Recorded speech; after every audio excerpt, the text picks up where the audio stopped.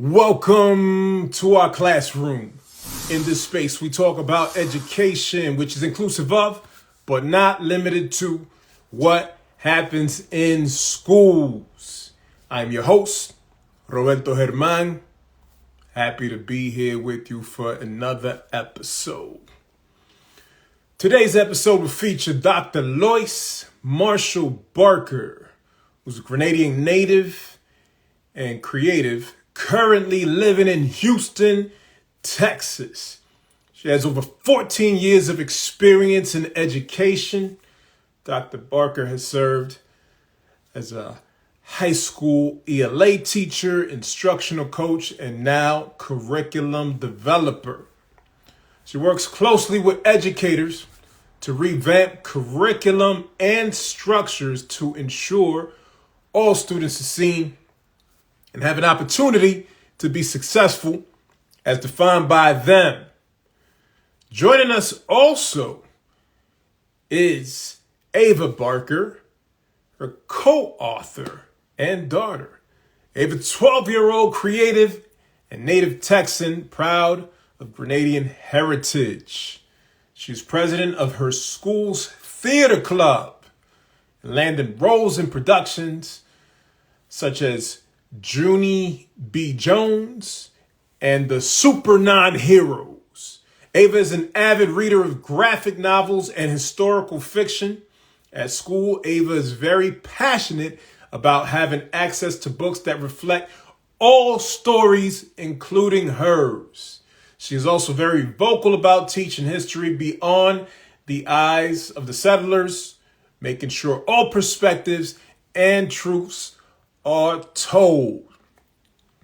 We will be discussing the book that Dr. Barker and Ava co-authored, Ava's Caribbean ABCs.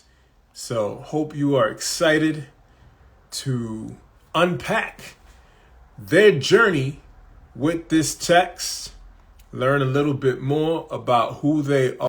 We have Dr. Lois Marshall Barker and Avas Barker with us, the co-authors of Ava's Caribbean ABC, which, if you don't have it, go and purchase it now. Ava's Caribbean ABC. And so thank you for being here. Appreciate your time. And we're going to go ahead and jump right in. I'm eager to start by having you share about your educational experience, the educational experience that inspired you to write Ava's Caribbean ABC. So what in your educational experience inspired you to write this book? For me, it was a lack of representation. Most of my schooling was in Grenada. And I left Grenada when I was around 15, and I moved to upstate New York, Syracuse to be exact. And most of the books we read weren't a lot of Black stories. They weren't a lot of brown stories.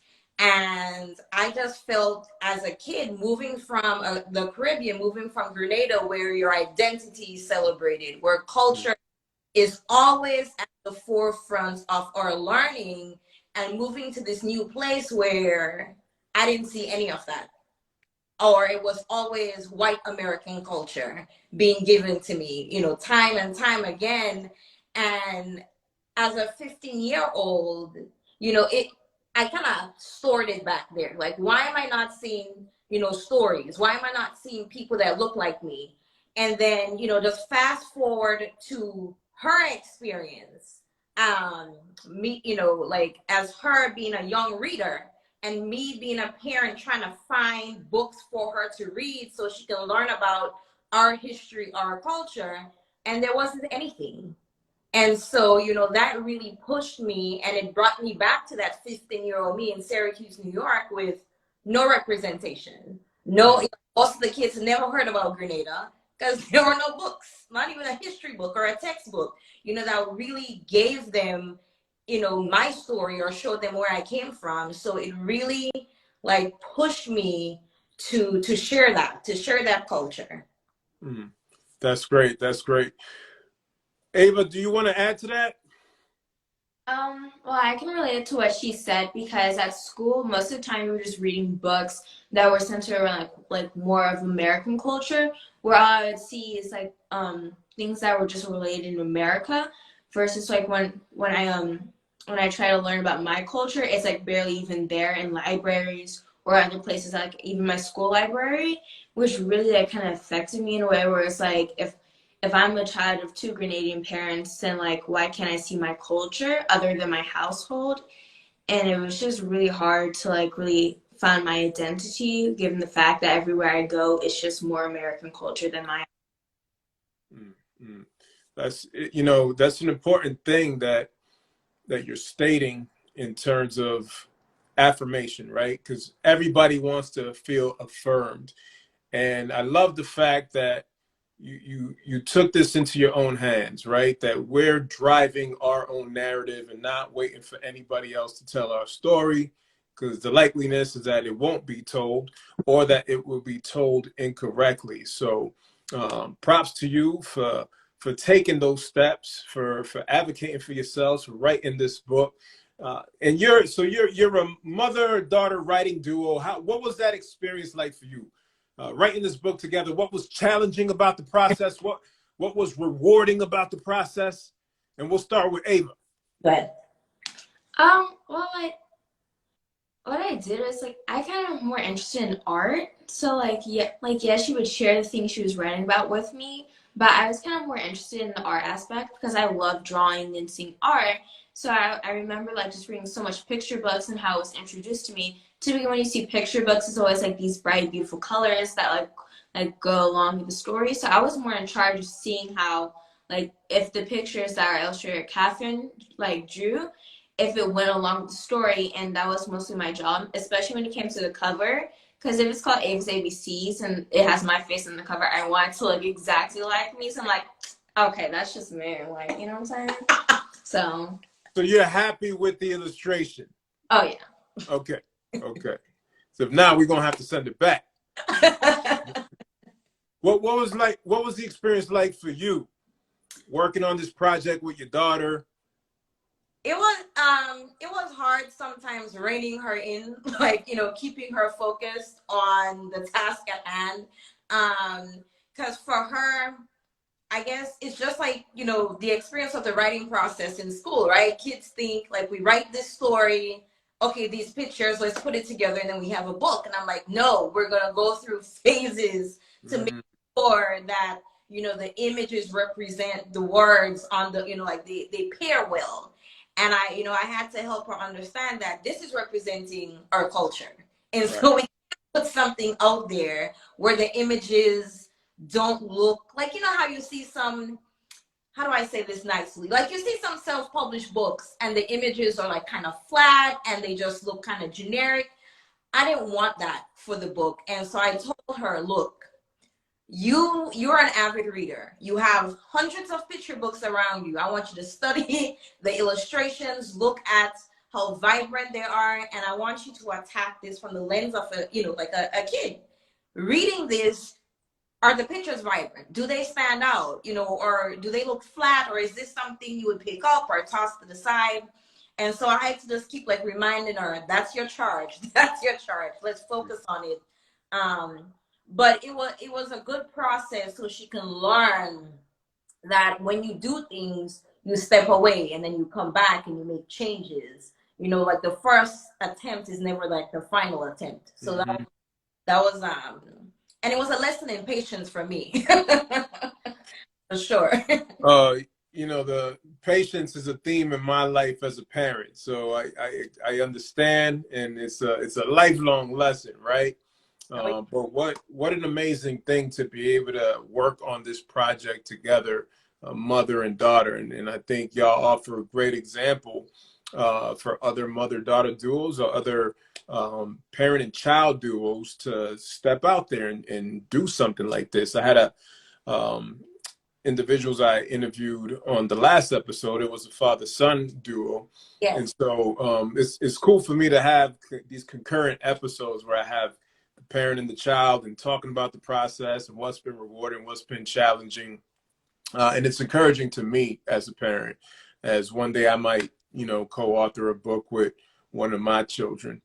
I'd love to hear what your hopes are for this book and what it is that you want to, what do you expect, or what can we expect from you in the future? I wanted to I want this book to have a long shelf life. I want parents, Caribbean parents to, dive into it, use it, have it as a centerpiece, that's that table piece. You walk into a Caribbean household and there's, like Avas Caribbean ABCs. Because when I wrote it, at first I wanted, it was gonna be like all Grenadian. And then I was like, no, I need to include the whole region. And so it's like, this beautiful love story as a, just from parent to other parents. And I really want parents to dive into it, share it, gift it. Recently I had a bookstore from the US Virgin Islands reach out, and they create learning boxes for different elementary schools, and they fell in love with it, and they included it in their learning boxes. And so, like, a big dream of mine would this, like, for this book to take off and be featured in preschools and elementary schools and daycares, whether it's in America or whether it's back home. So I just want it to live as long as possible. It's Ava, I'm not sure if you want to add something to that. I can. So for the book, I want it for like other kids who are like also born here, like have Caribbean parents and like they're born here. Most of the time, all you have is just, for me, like growing up, all I saw was just American like culture. Like when you see ABCs, A's for apple, B's for balloon.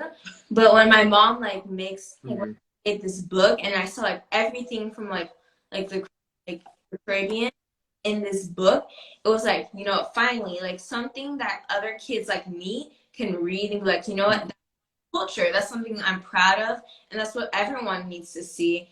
And I hope this book just makes other kids like just want to know more about the Caribbean, because I know lots of times when you mention the Caribbean, like one thing is like people don't really think of like the other, like the island, like specifically the other islands in it, and like when they think about it, it's like sometimes I know some people be like, oh, Pirates of the Caribbean, or like straight up like, oh, vacation spots like the Bahamas. And when there's like multiple islands, like I might say Grenada, people like, do you mean Spain or something like that? And I'm like, no. So I just hope other kids like me can be like, yep, that's my culture, I'm proud of that.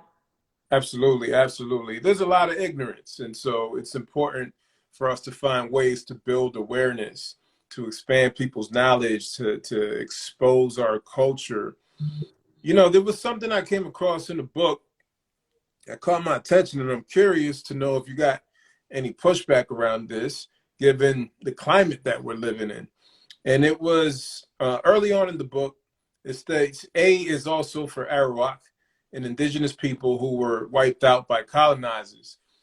I didn't write this down beforehand, but I've been thinking about this for a few days. I'm like, this page caught my attention. The Arawak tribe is also a tribe found historically in Dominican Republic, where my parents come from.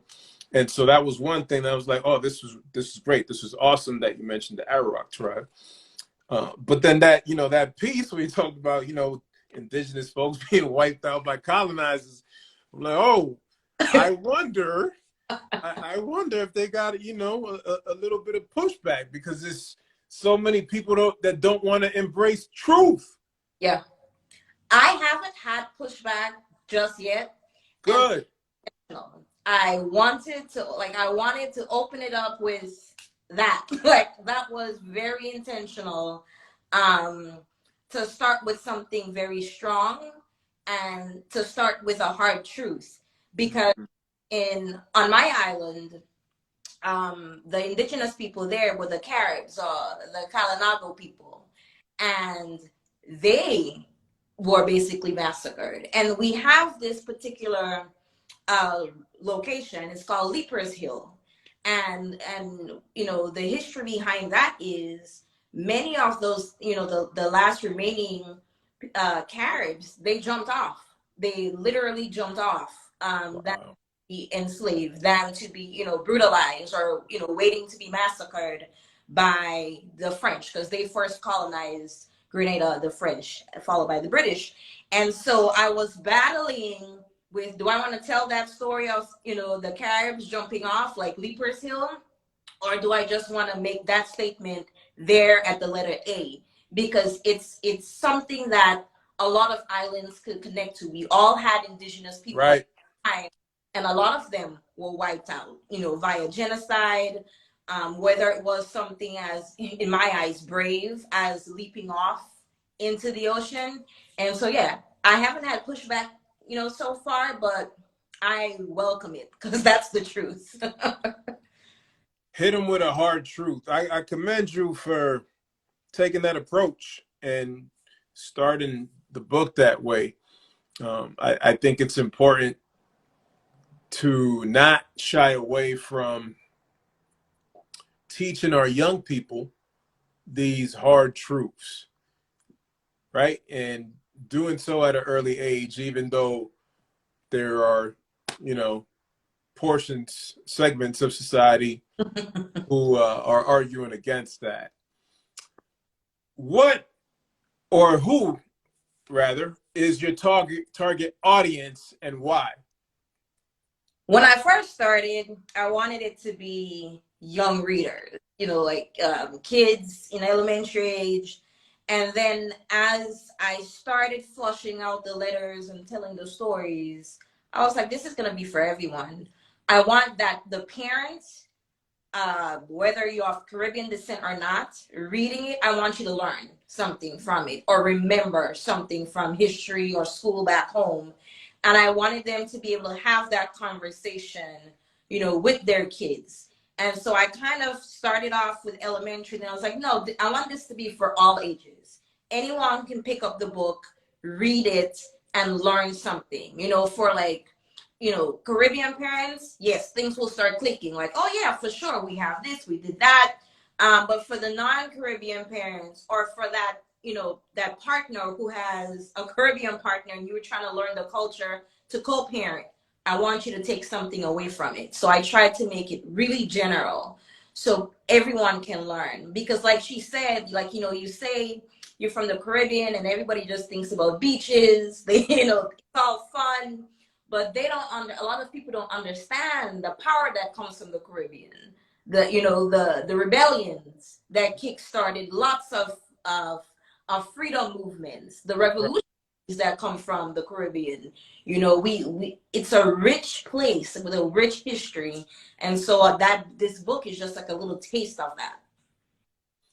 And you know, there were plenty of sections there where you talk about some of that history. One thing that comes to mind for me was talking about the Haitian Revolution. And so, again, I love the historical components that you're adding there. I love the many untold stories, at least not on the mainstream level, that you're bringing to the forefront. And I wonder, how did you reach your final list of Caribbean ABCs? You know, did Ava have to cut you off and be like, look, that's enough? This, or Ava, did you say you have to include this?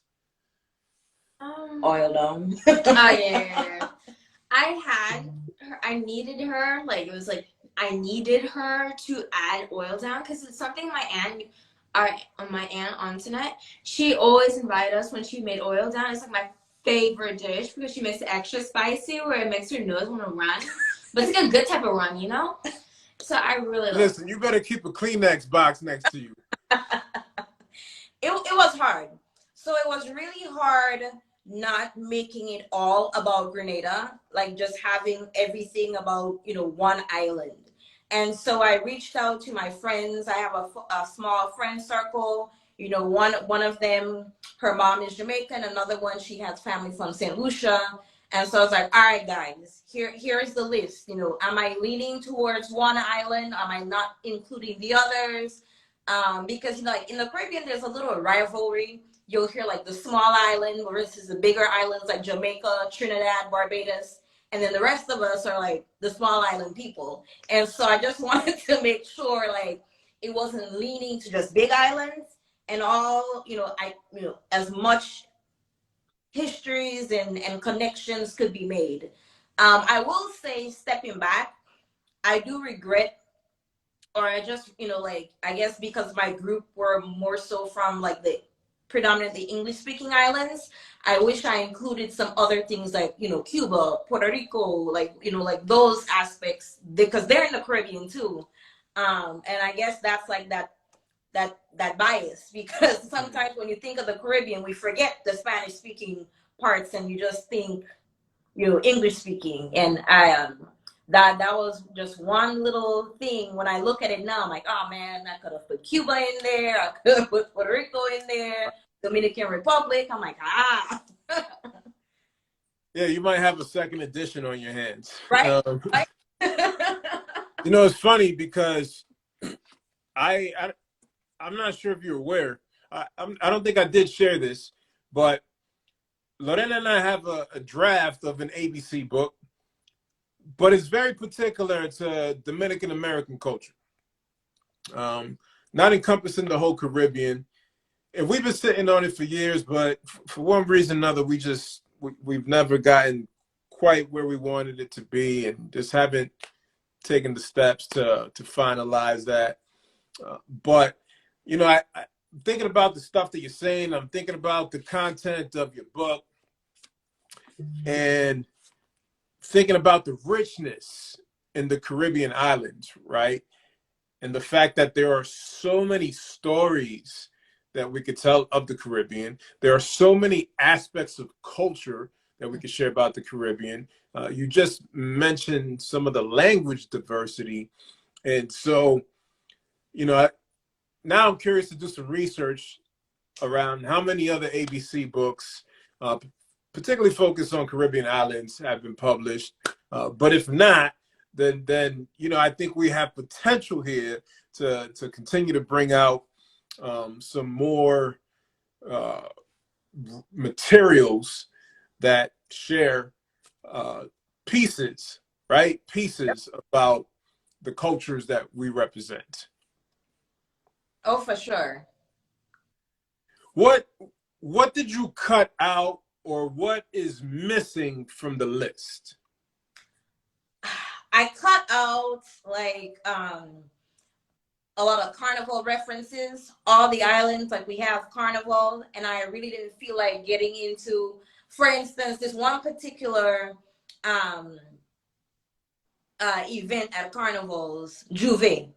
And that's where it's, in our island, Juve is really big, and you play something called jab, and you cover yourself in old oil. You have your horns on because it kind of celebrates like liberation, and it's used as a form of protest. So usually jab started as like, it's a form of protest. You like you make statements against the government, and and there is a battle in the Caribbean of where it came from. Like, is it Trinidad or is it Grenada that that really owns jab? And my island, we do it well. That's that bias. We do it good. You want that experience, you come to Grenada.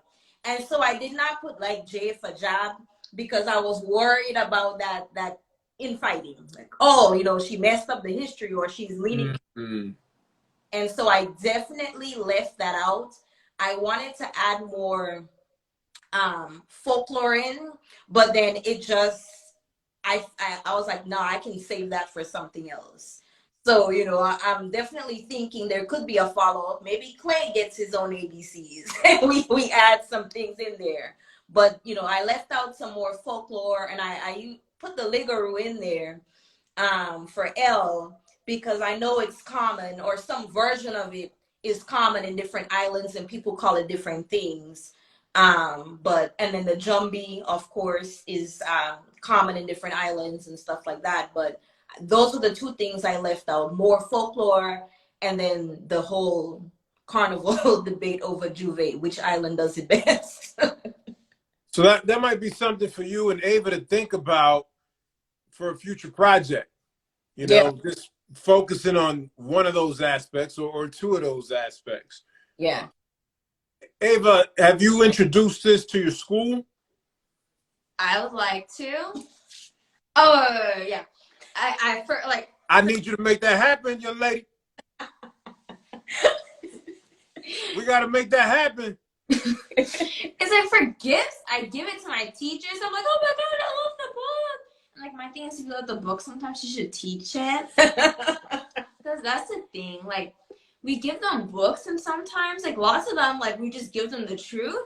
Like the thing is, it's like they don't really teach it, and you're like, that. I mean, that doesn't make sense. Because I mean, going back to that part where it said like where like the indigenous people, like what was it called again? Sorry. The arrow. The Arawaks. Like how come like if they're wiped out by colonizers, how come we don't really go into their perspective of it? Because we already like right now in 7th grade history, we just learned like we just came from like Native Americans and like their interaction with the Europeans. My thing is y'all are so quick to talk about the settlers, like, oh my god, like economic problems, freedom. My thing is what happened to their perspective when they're the ones being slaughtered by people who are pretty selfish? So I mean, It sounds like you're probably doing some teaching through your learning experience in schools. Just even listening to your response right now, there's much that your teachers and your peers can extract from what you're sharing. And I would imagine through some of the assignments that you have to complete, they likely present some teaching opportunities, which is, you know, the reality is sometimes that's the way we have to make it happen. Kind of backdooring the situations, like, oh, all right, you ain't gonna teach this. That's all right. I'll find a way. I'll find a way. And again, to me, it's really about us continuing to be intentional about controlling the narrative. Yes. Telling our stories as y'all have done with Avas Caribbean ABC. For our audience, what is a message of encouragement you want to offer them? Ava, I'll start with you.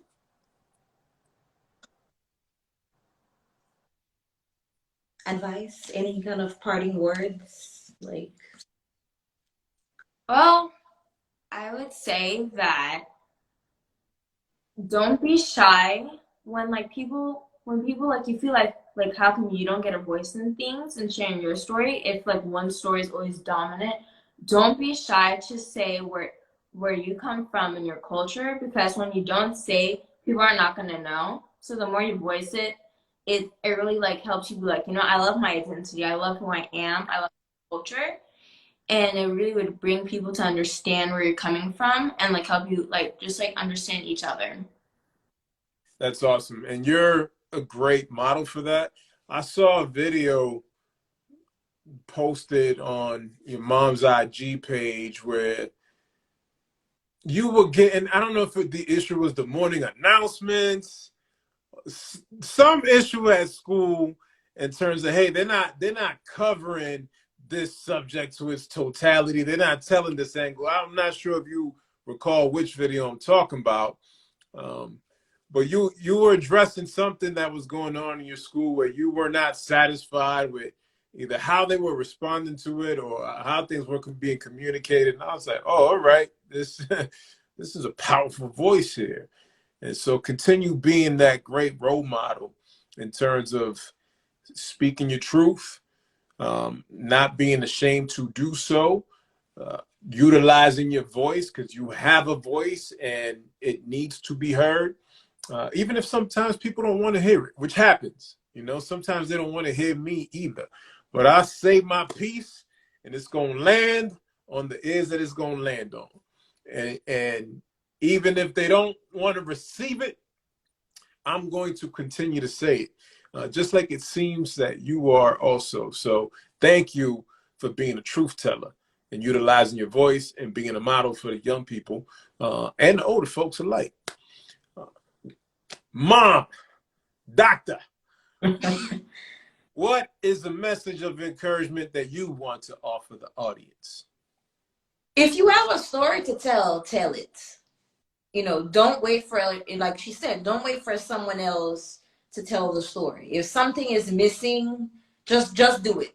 Don't put it off. Don't overthink it. Just do it, because you know it would have been a missed opportunity. So tell your story as you see fit, and just do it. Get out there, tell it, just do it. Tell your stories, folks. Where can our audience purchase Avas Caribbean ABC? If you are in the Dallas-Fort Worth area, you can actually visit a brand new Black-owned bookstore called Kindred Creative Press. It's in the Louisville Mall. I believe it's called the Music City Hall in Louisville, Texas. Drive out there, get you a hard copy, support a Black-owned bookstore.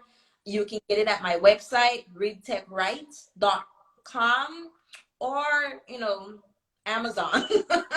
As much as we try to keep the money away from Amazon, it's on Amazon. If you want that ebook, it's available there. So you can go to Kindred Literary Press in Louisville, Texas, readtechright.com, or it's on Amazon.